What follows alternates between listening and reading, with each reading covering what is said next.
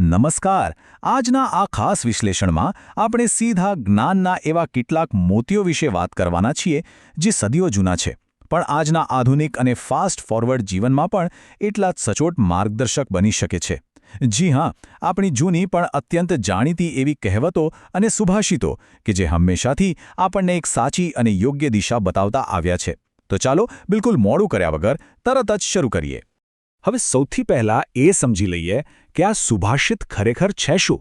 જો તે માત્ર કોઈ કવિની કલ્પના કે સામાન્ય કાવ્ય પંક્તિઓ નથી, પણ એને આપણે માનવ જીવનના વર્ષોના અનુભવનો એક શુદ્ધ નીચોવાયેલો અર્ક કહી શકીએ, જેનો સીધો અને સરળ હેતુ છે હકારાત્મકતા ફેલાવવી અને જીવનમાં આગળ વધવા માટે એક જોરદાર પ્રોત્સાહન પૂરું પાડવું. આજના આ સફરમાં આપણે અર્થપૂર્ણ જીવનના 5 બહુ જ અગત્યના સ્તંભો પર નજર કરીશું. સુભાષિતોનું ડહાપણ, દૃઢ મનોબળ અને સાચો સંતોષ, કુળ કરતા ગુણોનું મૂલ્ય, વિલંબ અને આળસ ટાળવું, અને છેલ્લે શિક્ષણનો માર્ગ. તો ચાલો સૌથી પહેલા વિભાગ તરફ આગળ વધીએ, સુભાષિતોનું ડહાપણ.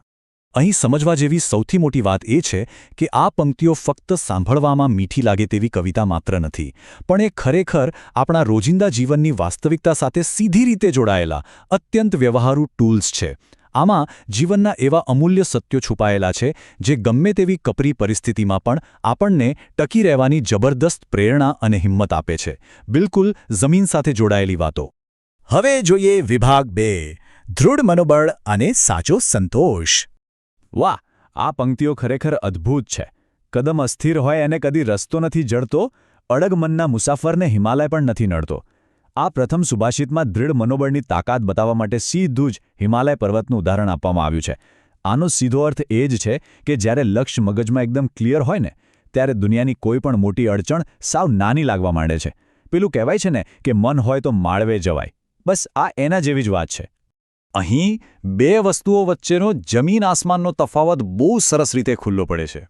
એક તરફ છે અસ્થિર કદમ ધરાવતા લોકો, જેઓ ધ્યેય વિના બસ ભટક્યા કરે છે અને ક્યારેય સાચો રસ્તો શોધી શકતા નથી. અને બીજી તરફ છે અડગ મન, એક એવું અણનમ મનોબળ જેને હિમાલય જેવો વિશાળ પર્વત પણ રોકી નથી શકતો. ખરેખર ઈરાદાની મજબૂતાઈ જ બધું નક્કી કરે છે.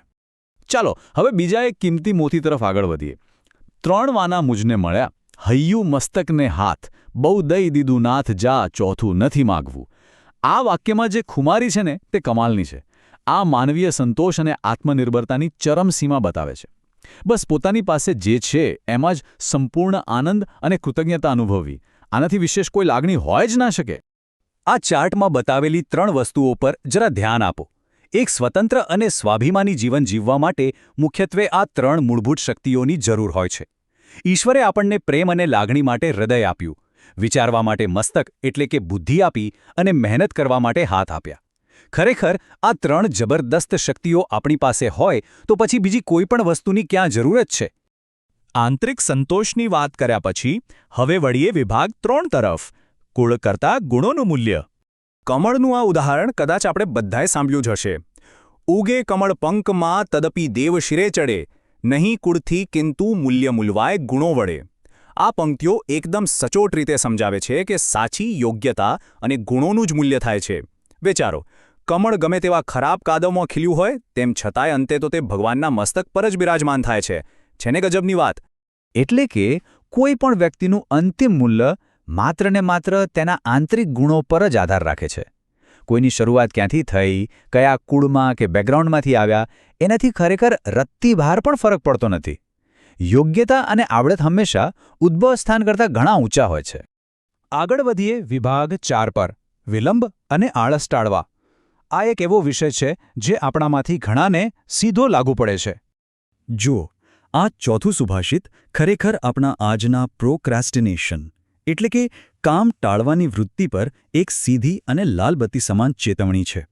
આપણે ઘણીવાર કહીએ છીએ ને કે ચાલો ને આજે નહીં કાલે કરીશું. બસ આ જ પંક્તિ આપણને એમ ન કરવા માટે સચેત કરે છે.